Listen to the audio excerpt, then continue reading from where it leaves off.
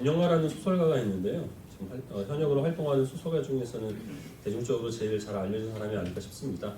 여러 이제 방송에 나와서 이제 유명해진 소설가인데 그분은 이제 결혼한 지 20년이 지났는데요. 아직 자녀가 없고 낳으려고도 하지 않았고 또 앞으로도 가질 계획이 없답니다. 그래서 그 이유가 좀 흥미로운데 제가 그분이 한 이야기를 그대로 옮겨서 여러분한테 좀 읽어드리도록 하겠습니다. 인간이란 어리둥절한 채 서로에게 상처를 입히고 죽지 않으려고 발버둥치다가 결국은 죽어서 사라지는 존재이기 때문에 그래서 굳이 아이를 가질 이유를 못 찾겠습니다. 라는 것이었습니다.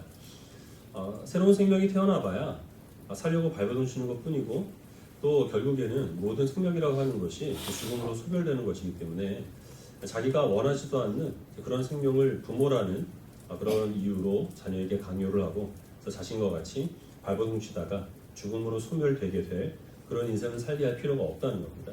그래서 아이를 낳지 않겠다는 거예요. 처음에 그 얘기를 들었을 때는 이게 뭔 소린가 싶었는데 가만히 좀 곱씹어서 생각을 해보니까 김영하 씨야말로 가장 이성적이고 또 가장 합리적인 사람이라는 그런 판단이 들었습니다. 김영하 씨는 원래는 카톨릭 신자였는데 이제 소설가가 된 이후로부터는 이제 무신론자가 됐습니다. 우리 인생에 있어서 하나님과 부활과 영생이라고 하는 이런 개념들을 완전히 제거해버리면 우리의 삶은 사실은 죽음과 소멸밖에 남지 않습니다. 다 죽으려고 살아가는 것이죠. 비가 오는 날 세차하는 사람은 없죠. 세차를 해봐야 금방 더러워지기 때문에 비 오는 날 세차를 하는 것은 지극히 비합리적이고 인생을 낭비하는 겁니다. 하나님을 믿지 않고 영생과 부활을 부인하는 사람들이 어떻게든 세상에서 성공하려고 자기가 원하는 것을 취하려고 발버둥치고 또 열심히 노력하는 것, 먹고 마시고 잠자고 또 즐겁게 노는 그 모든 것들은 다 사실은 비 오는 날 하는 세차에 불과한 겁니다. 아무런 의미가 없는 것이죠. 그러나 그렇게 말한 김영하 씨조차 먹고 살기 위해서 발버둥칩니다. 그리고 자기가 좋아하는 글 쓰는 일을 또 지금도 최선을 다해서 하고 있습니다. 모든 불신자들이 언젠가는 죽음으로써 자신의 삶이 마감될 것을 알면서도 그럼에도 불구하고 열심히 최선을 다해 살기 위해서 노력을 하고 있다라는 겁니다. 그 이유가 무엇일까요?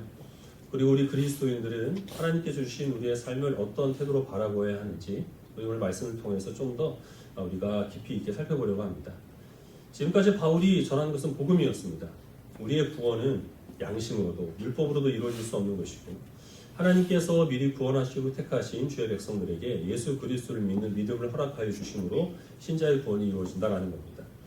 그런데 이 복음은 특별히 유대인들에게 있어서는 도무지 받아들이기 어려울 만큼 그렇게 이 거부감이 드는 그러한 소식입니다. 그러면 유대인들의 입장에서는 하나님께서 우리 조상들에게 주신 그 언약은 어떻게 되는 것이냐? 언약 백성으로서의 우리의 독특한 지위를 지금 바울이 부인하는 것인가? 우리가 지금까지 지켜오기 위해서 힘썼던 율법은 뭐가 되고 안식일과 또 할례와 같은 것들은 무엇이 되는가? 바울은 이 유대인들이 이 하나님의 백성이 되는 것을 싫어하는 것일까? 이런 오해를 했고 그것 때문에 바울은 끊임없이 유대인들에게 공격을 받고 핍박을 당했습니다. 거기에 대해서 지금 바울이 증거하고 있는 것은 그렇지 않다는 거죠. 바울이 말하는 건 차라리 내가 그리스도의 사랑에서 끊어지는 한이 있다고 하더라도 내 동족, 권력 친척, 내 유대인들이 나와 같이 예수 그리스도를 믿어 그리스도인이 되기를 바란다는 것입니다. 그러나 그렇게 하지 않고 있기 때문에 바울은 그것이 자기의 마음의 근심이 되고 정말 자기가 이것 때문에 고통스러워한다라고 그렇게 얘기를 하고 있습니다. 그리고 바울은 하나님께서 유대인들에게 허락하여 주신 이제 몇 가지 특권들을 나열을 합니다. 양자됨의 은혜가 유대인들에게 있습니다. 이 양자됨의 은혜는 먼저 바울이 밝힌 것 같이 우리 모든 그리스도인들에게 하나님께서 허락하여 주신 것인데요. 이방인들에게 먼저 이 하나님의 자녀된 권세가 주어지는 것이 아니고 구약에서 이미 하나님께서는 이스라엘 백성들에게 너는 내 자녀다, 너는 내 아들이다 라고 부른 바가 있습니다. 양자됨의 은혜는 이방인이 아니라 이 이스라엘 백성들에게 먼저 주어진 겁니다. 또 이스라엘 백성들에게는 언약이 있습니다. 하나님께서 그의 조상들에게 하신 모든 언약은 1차적으로 이 유대인들에게 적용되는 언약들입니다. 또 이스라엘 백성들은 이방인들은 일찍이 보지 못했던 하나님의 영광을 눈으로 목격한 바가 있습니다. 광야에서 구름 기둥과 불 기둥으로 성전에 가득한 그 영광의 구름으로 이스라엘 백성들은 이방인들은 보지 못한 하나님의 그 영광의 방치를 미리 맛본 바가 있습니다. 그리고 또 예배와 약속이 있는데 이것은 성전에서 행해지는 제사와 그것에 뒤따르는 하나님의 모든 그 베풀어 주시는 언약에 대한 확고한 하나님의 약속들입니다. 이것들도 당연히 유대인들에게만 우선적으로 주어진 것입니다. 무엇보다 이 유대인들이 이 하나님께 받은 이 택함 받은 백성으로서의 특권은 하나님의 거룩한 아들 예수 그리스도께서 유대인들의 조상의 혈통으로 아브라함과 다윗의 후손으로 유대인들 가운데서 나오셨다라는 것이죠. 이런 많은 은혜들이 유대인들을 다른 종족들보다 더 특별한 존재로 그렇게 하나님 앞에 인정받게 했는데, 그럼에도 불구하고 이들은 하나님께서 보내주신 예수 그리스도를 메시아로 영접하여 주지 않으므로 구원의 은혜를 누리지 못하고 있는 현실, 이것을 지금 바울이 심히 고통스럽게 여기고 있다는 겁니다. 그럼 지금 바울이 여기서 지금 얘기하고 있는 것처럼 정말로 바울은 내가 차라리 할 수 있다면 하나님의 사랑에서 내가 끊어지고 그리고 내 동족들인 유대인들이 구원받는 것을 할 수만 있다면 하겠다 하는 그런 마음을 갖고 있을까요? 이건 일종의 과장법이죠. 이렇게 될 수 없다는 것을 누구보다 바울이 잘 알고 있습니다. 바울은 이 앞에서 그 어떤 것도 그 무엇도 그리스도 예수 안에서 우리를 향하신 하나님의 사랑에서 끊을 수 없느니라 라고 선포한 바가 있습니다. 아무리 자기의 구원과 자기의 동족의 구원을 바꿀 수 있다고 하더라도 그것은 자기의 바람일 뿐 하나님께서는 실제로 그렇게 하지 않는다는 사실을 바울이 이미 잘 알고 있는 것이죠. 마찬가지로 이 유대인들이 지금은 바울이 전한 복음을 배경하고 있지만, 그러나 하나님께서 궁극적으로 이 유대인들을 구원하여 주실 것도 바울은 또한 이미 확신하고 있습니다. 로마서 11장 25절부터 27절까지의 말씀을 같이 보겠습니다.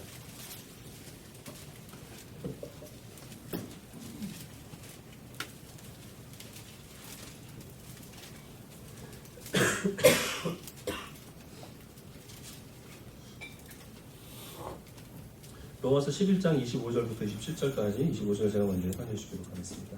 형제들아, 너희가 스스로 지혜 있다 하면서 이 신비를 너희가 모르기를 내가 원하지 아니하노니 이 신비는 이방인의 충만한 수가 들어오기까지 이스라엘의 덜어는 의존하게 된 것이라.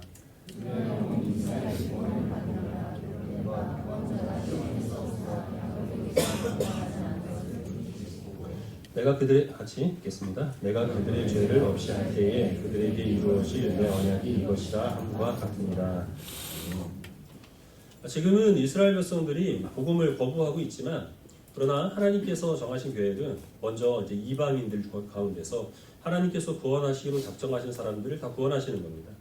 그래서 이방인의 완전한 수가 차게 되면 이제 그때부터 하나님께서는 그 구원의 빛을 유대인들에게 비추셔서 그 유대인들도 역시 마찬가지로 구원하여 주심으로 여기는 이제 온 이스라엘 백성들이 하나님의 백성이 되는 그러한 일들을 하나님께서 이루실 것을 이 바울에게 알게 하여 주셨다라고 하는 것이죠.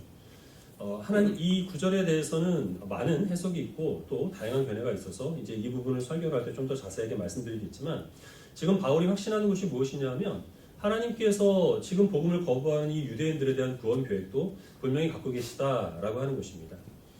그러면 지금 바울이 앞에서 한 이야기와 지금 이 11장에서 한 이야기가 서로 부딪히고 있는데요. 바울은 하나님께서 유대인들을 구원해 주실 것을 확신하고 있습니다.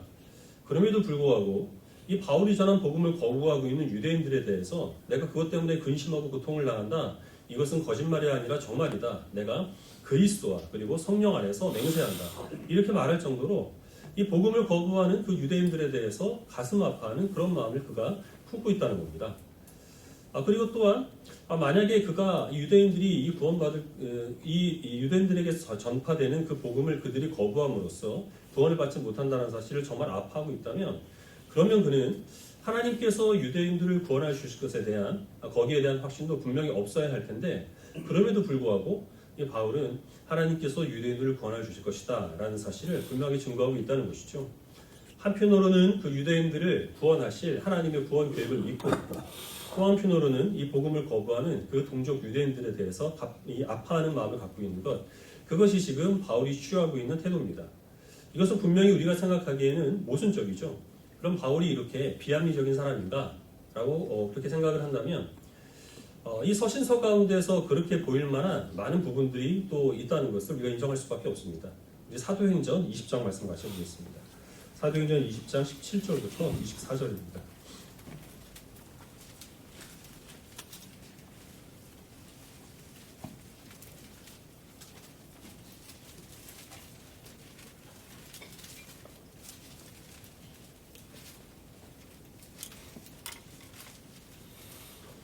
사도행전 20장 17절을 제가 먼저 읽고 24절까지 기록하겠습니다. 바울이 밀레도에서 사람을 에베소로 보내어 교회 장로들을 청하니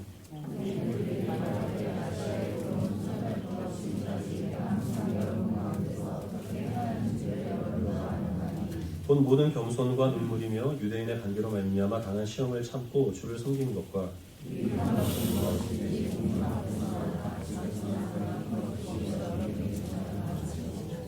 유대인과 헬라인들에게 하나님께 대한 회개와 우리 주 예수 그리스도에 대한 믿음을 증언한 것이라.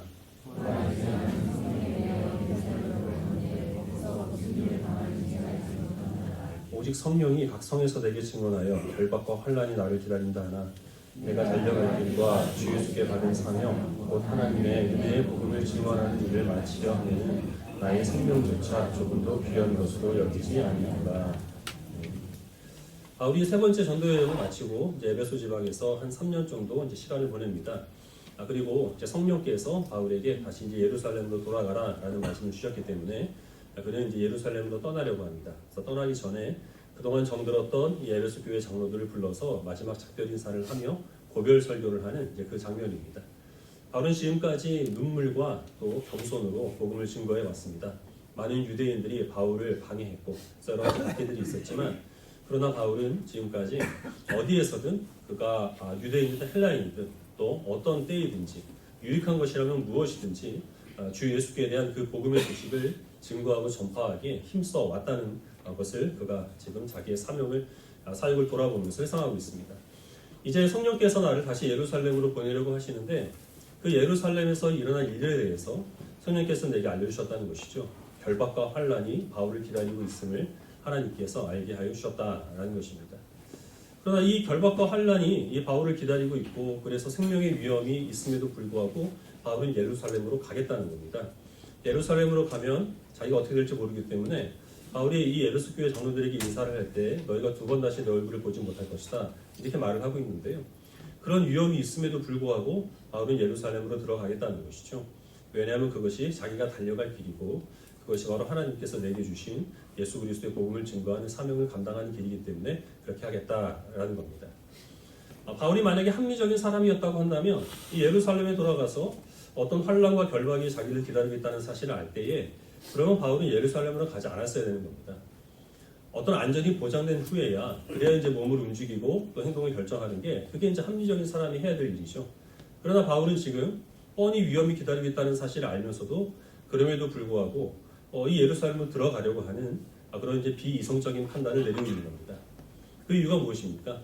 하나님께서 내게 주신 사명이 바로 그것이기 때문에 그래서 나는 그것을 감당하기 위하여 나는 예루살렘으로 들어가겠다라는 것이죠. 바울이 로마서를 쓴 시기는 지금 이 설교를 한 시기와 멀지 않습니다. 적어도 2-3년 전에 아무리 길어야 바울이 로마서를 쓰고 그리고 나서 지금 이 고별 설교를 하고 있는 것이거든요. 그럼 바울이 이 설교를 할 때 갖고 있었던 분명한 믿음이 있습니다. 우리가 로마서를 통해 보는 것처럼 구원은 하나님의 전적인 은혜와 주권으로 이루어지는 겁니다. 아무리 사람이 자기가 예수 그리스도를 믿고 싶어도 하나님께서 그에게 믿음을 주지 않으면 그 누구도 그리스도를 믿을 수가 없습니다. 아무리 바울이 누군가를 전도하고 싶고 회심을 시키고 싶은 마음이 있어서 그를 이 복음을 받아들이게 하기 위해 최선의 노력을 다한다고 하더라도 하나님께서 그를 변화시켜 주지 아니하시면 바울은 그 누구도 전도할 수가 없는 겁니다. 또 반대로 아무리 그가 예수 그리스도를 믿지 않으려고 해도 하나님께서 그를 구원하시기로 작정하셨으면 하나님께서는 어떤 수단과 방법을 써서든지 그를 예수 그리스도를 믿게 하는 하나님의 백성으로 삼게 하시고야 만다는 것이죠. 그것을 바울이 잘 알고 있음에도 불구하고 바울은 지금까지 마치 자기가 복음을 증거하지 않으면 하나님께서 단 한 사람도 구원하실 수 없는 것처럼 어디에서든지 목숨을 걸고 최선을 다해 그 상대가 누군지 복음을 증거해 왔다는 겁니다. 예루살렘으로 돌아가면 뻔히 자기를 반대하는 유대인들이 자기를 붙잡고 로마 그 군대에 넘길 것을 알면서도 그럼에도 불구하고 바울은 굳이 그 예루살렘으로 들어가서 동족인 유대인들에게 복음을 증거하겠다는 겁니다. 로마서 11장에 밝힌 것처럼 하나님께서 유대인들을 향한 구원 계획을 갖고 계심을 알면서도 바울은 당장 자기가 전한 그 복음을 받아들이지 않는 그 유대인들에 대해서 차라리 내가 하나님께 버림받았으면 좋겠다 하는 그런 심정으로 아파하고 고통스럽게 여긴다는 것이죠. 그 이유가 무엇입니까? 바울이 비합리적인 사람이어서가 아니라 그런 모든 것을 뻔히 알고 있지만 하나님의 전적인 주권과는 상관없이 하나님께서 자기에 주신 그 사명을 그가 소중히 여기고 있기 때문입니다. 그 사명 감당하기를 자기의 생명을 부지하는 것보다 더 기쁨으로 여기고 있기 때문입니다. 자기가 증거하는 복음을 받아들이지 않아서 그래서 지금 구원의 눈을 누리지 못하는 그 동족인 유대인들을 자기의 생명보다 훨씬 더 사랑하기 때문에 그래서 바울은 지금 자기가 갖고 있는 그런 생각, 자기가 알고 있는 것과 어긋나는 비합리적인 행동을 하고 있다는 것이죠. 비 오는 날 세차하는 사람들이 있습니다. 불신자들입니다. 뻔히 죽음으로 소멸될 것을 알면서도 발버둥 치고 어떻게든 살아가기 위해서 최선을 다하는 사람들이 있습니다. 그 사람들이 그렇게 하는 이유는 어떤 합리적인 이유나 목적이 있어서가 아닙니다. 그냥 자기 인생을 사랑하기 때문입니다. 뻔히 자기가 살아온 그 길이 험하고 너무나 힘겹고 또 고통스러워서 자기의 자녀들이 그 길을 걸어갈 것을 알면서도 사람들이 결혼하고 가정을 꾸리고 그리고 자녀를 낳는 이유는 배우자를 사랑하기 때문입니다. 가정을 사랑하기 때문이고요. 자기의 자녀를 사랑하기 때문에 어떤 합리적인 이유가 있어서가 아니라 그저 이 아이는 나보다 조금 더 나은 길을 걸어가겠지라는 막연한 기대를 갖기 때문입니다. 알코올이나 니코틴이나 아니면 어떤 중독에 빠져서 사람들이 뻔히 그것이 자기의 건강을 해칠 것을 알면서도 헤어나지 못하는 이유가 무엇이겠습니까? 자기의 합리적인 판단을 그 쾌락을 사랑하는 사랑함이 이겨버리기 때문에 그래서 사람들은 도무지 그런 중독 가운데서 헤어나지는 못하고 마침내 자기의 건강을 해쳐버리고 만다는 것이죠. 우리 그리스도인들 가운데서 사실은 모든 사람들이 하나님의 주권적인 역사와 우리의 인간적인 책임에 대해서 조화롭게 이해를 하지 못하고 있습니다. 그건 당연한 것인데 이건 우리가 이해할 수 있는 것이 아니기 때문에 그래서 그렇습니다. 그래서 이 그리스도인들은 어느 한쪽으로 치우칠 밖에 없습니다. 대부분의 사람들은 하나님의 그 주권적인 역사하심을 핑계로 해서 자기의 게으름을 합리화하죠. 하나님께서 어차피 모든 것을 다 이루실 텐데 굳이 내가 하나님보다 앞서서 나서서 일할 이유가 무엇이겠는가? 이거는 하나님을 이기려고 하는 월권행위다. 하나님께서 알아서 모든 사람들을 다 하나님이 정하신 대로 구원하실 텐데 굳이 내가 전도할 필요가 무엇이겠는가? 하나님께서 나를 구원하시기로 작정하셔서 내가 지금 죽어도 나는 천국에 갈 텐데 내가 굳이 죄를 회개하고 거룩하고 경건하게 살기 위해서 수고와 희생을 감수할 이유가 무엇이 있겠는가? 적당히 그저 할 수 있는 만큼만 감당하자. 또 반대편의 사람들은 이 하나님의 주권에 대한 교리가 어떤 성도의 그 열심을 해친다는 이유로 아예 부인하고 있습니다. 마치 자기가 수고하지 않으면 하나님께서는 어떤 일들로 이룰 수 없는 것처럼 열심히 적극적으로 모든 일들을 감당하면서도 그 모든 일을 이룰 것에 대한 부담을 자기 혼자 떠안고 있고 그래서 힘들어하고 그리고 또 결국에는 낙심하게 되고 자기를 돕지 않는 사람들에 대해서 원망의 마음을 품고 있고 그러면서도 계속해서 자기는 하나님의 일을 열심히 감당하는 사람이라고 스스로를 위로하는 그러한 가운데 있습니다. 여러분들은 어디에 속하시나요? 바울을 한번 생각해 보시길 바랍니다. 바울에게는 그 누구보다 하나님의 주권에 대한 확실한 믿음이 있었습니다. 바울은 자신이 굳이 전도를 하거나 자기가 목숨을 걸고 예루살렘으로 들어가지 않아도 하나님께서 정하신 자는 유대이든 이방이든 모두 다 구원하실 것을 알고 있었습니다. 그럼에도 불구하고 눈물과 겸손으로 상대가 누구든지 때를 가리지 않고 목숨을 걸고 그가 복음을 증거했던 이유는 그에게 사명을 주신 하나님을 사랑했기 때문입니다. 그 사명을 자기의 생명보다 소중하게 여겼기 때문이고 그 사명 감당하기를 자기의 신체적인 안전을 보장하는 것보다 훨씬 더 기쁨으로 여겼기 때문입니다. 아직 이 복음을 알지 못하여서 회심하기 전에 자기의 상태와 같이 헛된 것을 쫓아 그릇된 인생을 살아가고 있는 그런 사람들에 대해서 그들을 사랑하는 마음으로 긍휼히 여겼기 때문에 그래서 바울은 하나님의 주권적인 역사가 결코 그의 복음 전하는 열정을 가리는 것이 아니라 하나님께서 반드시 나를 통하여 구원하실 사람이 있다는 믿음 가운데서 확신을 가지고 생명을 걸고 복음을 전한 것입니다. 이 바울에게 있어서는 하나님의 그 주권적인 역사는 자기가 행하는 이 성도로서의 사명을 감당하는 데 있어서 그것을 추진하는 귀한 원동력이 되었다는 것이죠. 바울은 어디에서도 하나님의 주권과 인간의 책임을 말로 설명하지 않습니다. 그 대신 그의 삶을 통해서 증거합니다. 하나님의 주권과 인간의 책임은 말로서 설명해서 우리가 이성적으로 이해할 수 있는 것이 아니라 우리가 하나님의 역사하심을 믿는 믿음을 가지고 주님께서 우리에게 주신 사명을 우리가 정말 귀하게 여기고 그것을 기쁨으로 여기며 감당하는 것으로 우리의 삶을 통해서 증거되는 것이라는 사실을 기억하시기 바랍니다. 하나님께서 우리 모든 성도들에게 각자에게 사명을 주셨습니다. 설교자인 저에게 주신 사명은 물론 말씀을 전하는 겁니다. 저는 이제 설교를 준비를 할 때 전할 말씀들을 미리 다 이제 원고로 한번 씁니다. 근데 한 번 작성한 원고를 가지고 그대로 설교를 하는 법은 없습니다. 왜냐하면 그렇게 했다가는 여러분들이 다 들고 일어날 게 뻔하거든요. 한 번 그 처음에 작성한 원고의 분량은 한 1시간 가까이 됩니다. 그걸 다 어떻게 여러분께 설교를 하겠습니까? 그럼 이제 그 뒤로는 이제 반복적으로 검토를 해야 됩니다. 계속 이제 퇴고를 하면서 중복되는 내용들을 빼고 불필요한 부분들을 덜어내고 논리에 맞게 다시 이제 재배치하는 과정들을 수차례 반복해서 밟아 나가게 되는데 그 과정이 사실 너무 힘듭니다. 지겹기도 하고요. 어떤 분들은 제가 이제 이 원고를 보지 않고 그냥 이제 설교를 하니까 혹시 이제 목사님이 천재가 아닌가 이렇게 생각하시는 분들이 있는데 그렇긴 하지만 한 대여섯 번 이 원고를 퇴고하면은 외우기 싫어도 저절로 다 이 웬만한 내용들은 다 들어오게 되는 것이거든요. 근데 하다 이제 지치면은 이제 이런 생각을 갖게 돼요. 어차피 말씀은 내가 증거하는 것이 아니라 하나님께서 전하시는 것이고 나는 다만 전달하는 것인데 내가 이렇게 열심히 할 필요는 없지 않은가? 내가 너무 여기에 몰두를 하는 거는 하나님께서 하실 일을 내가 가로채는 것이니까 여기까지만 하자. 이런 생각을 갖습니다. 이게 하나님을 믿는 믿음 가운데서 갖게 되는 마음인지 그렇지 않으면 내 책임을 조금 게을리하기 위해서 핑계를 대고 있는 것인지는 하나님만 아시겠죠. 만약에 설교자가 정말로 하나님께 주신 사명을 기쁨으로 감당을 하고 이 말씀을 듣고 또 하나님의 뜻대로 변화받은 성도들을 사랑하는 마음을 품고 있다면 지겨워도 그래도 한두 번은 더 검토를 하게 될 겁니다. 그리고 간혹 전파하는 그 말씀을 또 듣는 청중들 가운데서 감사를 표하는 그런 성도들이 있어요. 믿어지지 않겠지만 저에게 와서 그래도 가끔 목사님 은혜 받았습니다. 이렇게 인사하시는 분들이 계십니다. 2, 3년에 한 분은 나와요. 그러면 그런 어떤 칭찬을 듣는다고 해도 우쭐해할 이유가 없는 거죠. 이것은 내가 하는 것이 아니라 하나님께서 하신 것이기 때문에 하나님께 영광을 돌리면 그것으로 충분한 겁니다. 어떤 때는 제대로 전달이 되지 않는 그런 때도 있습니다. 이제 오늘 좀 코가 막히고 더 기침이 나오려고 해서 말이 도무지 잘 풀리지가 않습니다. 그렇다고 해도 하나님께서는 성령을 통하여서 성도들에게 전달하고자 하는 바를 반드시 전달하셨기 때문에 그래서 하나님께 모든 것들을 맡겨드리고 평안한 마음으로 다음 또 설교를 준비할 수 있는 그런 마음을 또 갖게 되는 겁니다. 종류와 형식은 다르지만 여기 계신 모든 우리 성도들에게 하나님께 주신 사명이 있습니다. 그 사명 때문에 하나님께서 우리들에게 생명을 허락하여 주신 겁니다.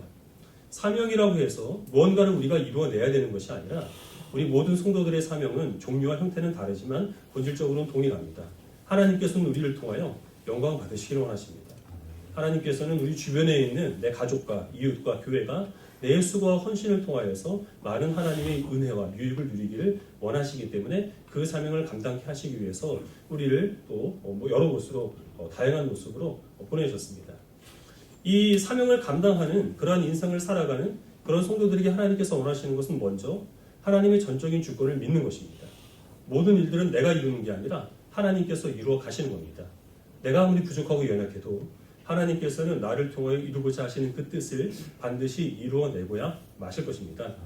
또한 하나님께서는 우리 모든 그 수고와 그 노고들이 내가 생각하기에는 허사로 돌아간다고 하더라도 내가 아니라 다음 사람을 통하여서도 반드시 주님께서 이루고자 하시는 풍성한 그 열매들을 이루어 가실 것을 확신합니다. 또한 우리들은 그러한 과정 가운데서 하나님의 백성으로 아름답게 변화될 것이고 하나님께서 우리에게 보장하여 주신 장래는 지금 아무리 우리가 힘들고 비참하게 살아도 결국 하나님의 그 영광을 우리들에게 허락하여 주시는 것, 이것은 세상에 있는 그 무엇도 변화시킬 수 없는 하나님의 계획하심입니다. 우리는 그것을 믿어야 하는 것이고, 그리고 또 한 가지는 그 모든 일들을 감당함에 있어서 하나님께서는 우리들에게 그 사명을 우리의 생명보다 아니면 우리가 원하는 것을 이루는 것보다 더 중요하게 여기를 하나님께서는 원하신다는 겁니다. 내가 이루고자 하는 그 뜻을 이루기 위해서 우리는 많은 시간과 수고와 노력과 물질을 거기에 투자를 하죠. 그것도 물론 필요한 것이지만 하나님께서는 그것보다 내게 주신 하나님께 영광을 돌리고 나로 말미암아 가족과 이웃과 그리고 교회와 지체를 유익하게 하는 일에 더 많은 수고와 더 많은 헌신과 더 많은 물질과 노력을 드림으로써 그림으로써 우리들이 이 죽음으로써 소멸되는 인생이 아니라 하나님의 사명을 감당하는 값진 삶을 살아가는 그리스도라는 사실을 증거하시기를 하나님께서는 기뻐하신다는 사실을 기억하시기 바랍니다. 여러분 각자의 모습을 돌아보시길 바랍니다. 혹시 여러분들은 하나님의 주권을 핑계로 하여서 그 뒤에서 게으름을 피우고 있지 않습니까? 하나님께서 어차피 나를 구원해 주실 것이기 때문에 죄를 범해도 회개하지 않고 거룩과 경건의 일을 어떤 수고도 행하지 않고 복음을 듣지 못해서 아니면 받아들이지 못해서 죽어가는 사람들을 보면서도 안타까운 마음을 갖지 않고 있다는 것은 그것은 하나님에 대한 하나님의 주권이 믿음의 대상이 아니라 핑계거리로 전락해버리고 말았다는 그런 증거가 되는 것입니다. 또 한편으로 여러분들은 하나님께서 내가 아니면 어떤 일도 이루실 수 없는 것처럼 그렇게 열정적으로 정열적으로 살아가지만 하나님은 앞서고 있지는 않은지 돌아보시기를 바랍니다. 하나님께서 나를 통하여서 여러 가지 일들을 이루실 것이지만 그러나 이 일들을 끝까지 완성하는 것은 내 몫이기 때문에 거기에 대한 모든 부담감을 짊어지고 혼자 외롭게 그 길을 걸어가는 것은 그것은 하나님의 주권을 부인하고 자기가 자기의 삶의 주인이 되려고 하는 헛된 욕심이라는 것입니다. 하나님께서 내 일을 도와주지 않는다는 것, 내가 하는 일에 대해서 다른 사람들 협조해주지 않는 것에 대해서 끊임없이 불만을 품고 장래에 대해서 여러 가지 염려와 근심으로 말미암아 자꾸만 주저앉고 싶어 한다는 것은 하나님의 전적인 구원의 역사를 우리가 부인하고 내 스스로 내 구원을 완성하려는 그런 그릇된 생각에서 비롯되는 욕심과 그리고 교만이라는 사실을 우리는 항상 잊지 않아야 하겠습니다. 하나님께서 전적인 주권으로 모든 역사를 이루어 가신다는 것과 우리는 하나님의 사명을 따라 부름받아 그 모든 일들을 내 생명을 다하여 이루어내야 한다는 것은 우리가 어떤 생각으로 아니면 이성으로 이해하고 받아들이는 것이 아니라 우리의 삶을 통하여서 증거하는 것이라는 사실을 여러분들이 기억하시고 하나님께서 반드시 우리들을 통하여 하나님이 기뻐하신 선하신 일을 이루어내고야 마신다는 사실을 의심치 않고 확신하시기 바랍니다. 그 믿음 가운데서 주님께서 내게 주신 그 모든 사명들을 생명보다 중요하게 여기시며 하루하루 주어진 일에 최선을 다하시는 성실한 주의 백성들이 되시기를 주의 이름으로 축원합니다. 기도하겠습니다.